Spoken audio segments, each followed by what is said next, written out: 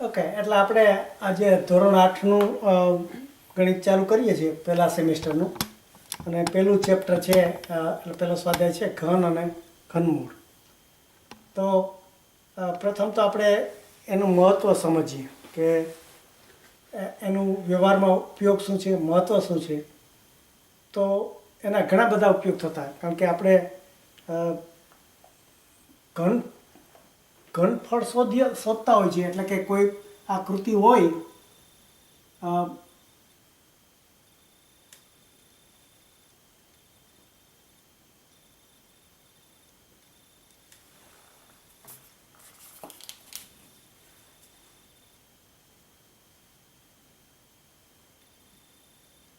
Okay બરાબર સરખા નહીં થાય બધા, પણ આવી રીતે આપણે કોઈ વાસણ કે વસ્તુ હોય તો એમાં પ્રવાહી ભર્યું હોય તો કેટલું પ્રવાહી ભરાય છે. ધારો કે આપણે આમ કે આ 2 ફૂટ 2 ફૂટ બાય 2 ફૂટનું 2 ફૂટ લંબાઈ હોય, 2 ફૂટ ઊંચાઈ હોય, 2 ફૂટ પહોળાઈ હોય, તો એવું એક વાસણ હોય તો એમાં કેટલું વસ્તુ સમાય, કેટલું એ આપણે ઘણી વખત વ્યવહારમાં ગણવાનું આવતું હોય છે અનાજને. તો ત્યારે આનો આપણે જે આ લંબાઈ, એટલે જ્યારે ઘનફળ શોધીએ ત્યારે ઘનફળમાં આપણે કરતા હોઈએ કે ઘનફળ એટલે લંબાઈ ગુણ્યા પહોળાઈ ગુણ્યા ઊંચાઈ. એટલે જો આ ત્રણેય સરખા હોય કે 2 2 ગુણ્યા 2, તો આને આપણે આ રીતે પણ લખી શકીએ, 2 નો ઘન. એટલે આને ગણિતની રીતે જોઈએ તો 2 દુ 4 દુ 8, એટલે આ 2 નો ઘન આવી રીતે લખાય. તો આવી રીતે આપણે ધારો કે પ્રવાહીમાં ઘણી વખત તમારે હોય કે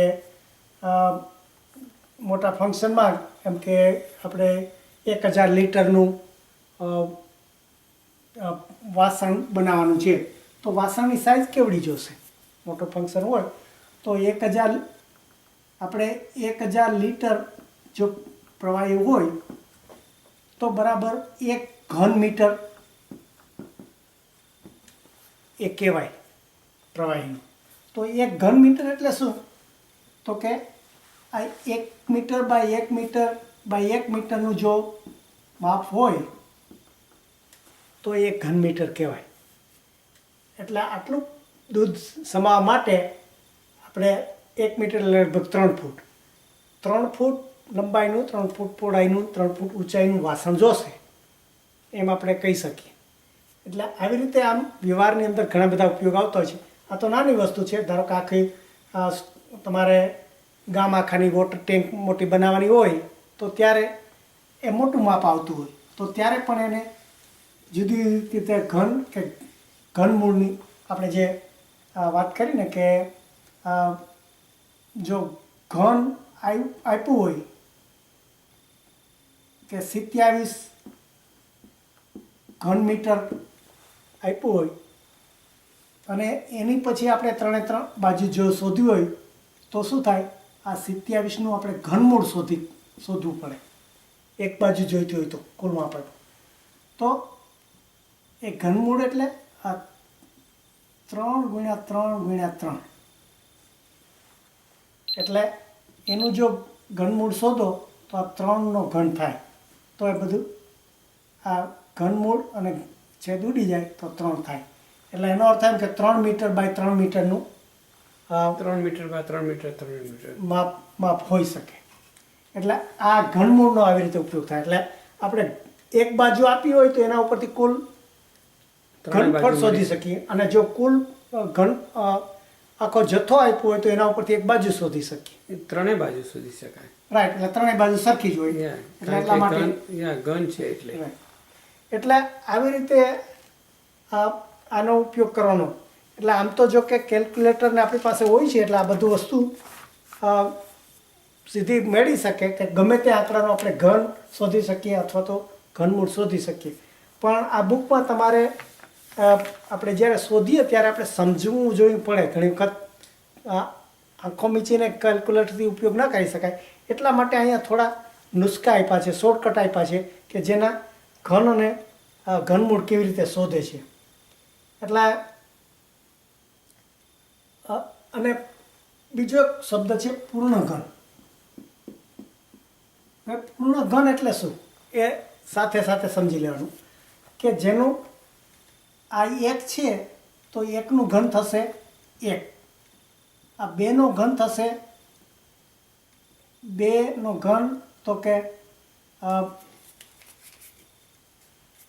બરાબર 2 ગુણ્યા 2 ગુણ્યા 2 એટલે 8, એટલે 8 થયો.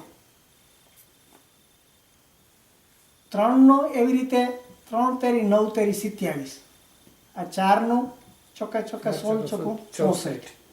તો આ જે આપણે જેના પૂરેપૂરે આ જે એકાંત સંખ્યા હોય, પૂર્ણ સંખ્યા હોય, એના જે આ ઘન બને છે પૂર્ણ ઘન, આ એને પૂર્ણ ઘન કહેવાય કે જેનું ઘનમૂળ શોધતા અપૂર્ણાંક સંખ્યા નહીં પણ પૂર્ણાંક સંખ્યામાં જવાબ એનો આવે. જ્યારે એનું ઘનમૂળ શોધીએ ત્યારે પૂર્ણાંક સંખ્યા આવે તો હવે ધારો કે અહીંયા 1 છે અને 8 છે તો એની વચ્ચેના આંકડાનું શું? ધારો કે વચ્ચે બગડો છે, તગડો છે, ચોગડો, પાંચડો, 6, 7 આ બધા આંકડાનું શું? તો કે એ પૂર્ણ ઘન ન કહેવાય. એવી રીતે 8 અને 27 વચ્ચેના જે બધા આંકડા છે એ પૂર્ણ ઘન ન કહેવાય. એવી રીતે 27 અને 64 વચ્ચેના જે આંકડા છે એ બધા પૂર્ણ ઘન ન કહેવાય. એટલે આવી રીતે આપણે આ પૂર્ણ ઘન કયા કહેવાય અને એમાંથી આપણે કેવી રીતે આ ઘનમૂળ શોધી શકીએ એને માટે થોડા શોર્ટકટ અહીંયા આ ચેપ્ટરમાં શીખવાડ્યા છે. તો તમારે પાના નંબર 2 ઉપર જે કોષ્ટક છે 1 થી 20 નંબર સુધીનું કે એના બધા ઘન અને સંખ્યા અને ઘન સંખ્યા આપી છે કે 1નું 1, 2નું 8, 3નું 27 આવી રીતે બધા જ આપ્યા છે છેક સુધી. અને પછી એના ઉપરથી એક પેટર્ન નક્કી કરી કે ભાઈ એ પેટર્ન કેવી બને છે. તો એ પૂર્ણ ઘન બનાવ્યા પછી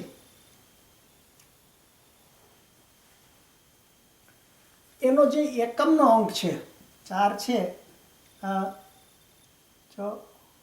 64, 5નું 125. તો હવે આ જે એકમનો અંક છે આ એકમનો અંક આ 27નો 7 છે એકમનો અંક કહેવાય, આ ચોગડો છે એકમનો અંક, આ પાંચડો છે એ એકમનો અંક છે. એ એકમનો અંક જોઈને પણ આપણે ઘણી વખત નક્કી કરી શકીએ કે પૂર્ણ ઘન છે કે નહીં. તો કેવી રીતે થાય?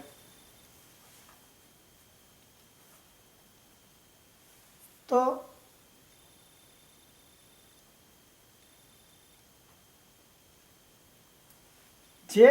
જે સંખ્યાનો એકમનો અંક 1, 4, 6, 9 અને આ 6 છે 36,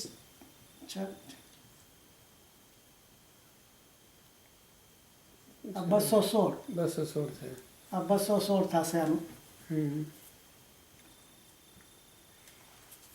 એટલે આમાં અમુક આંકડાઓ જ આવશે. એટલે એ શું કે છે એને જુદું કે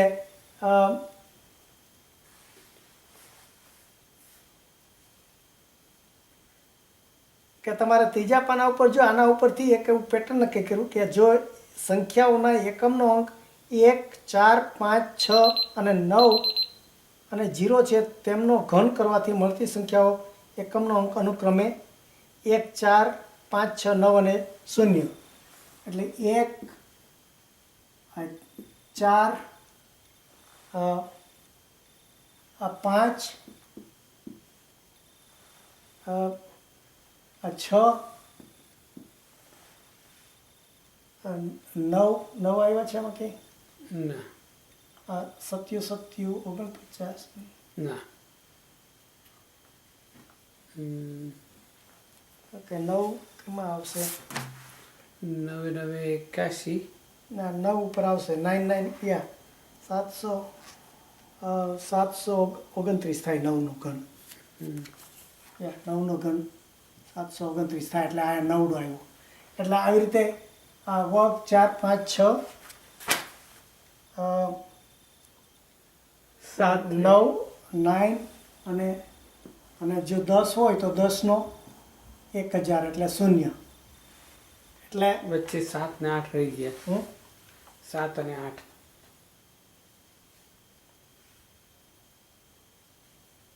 1 2 3 4 5 6 7 એટલે 7 થી 49 49 ગુણ્યા 7 હવે 7 63 3 વધીથી 6 અને 7 ચોખ્ખું 28 228 એટલે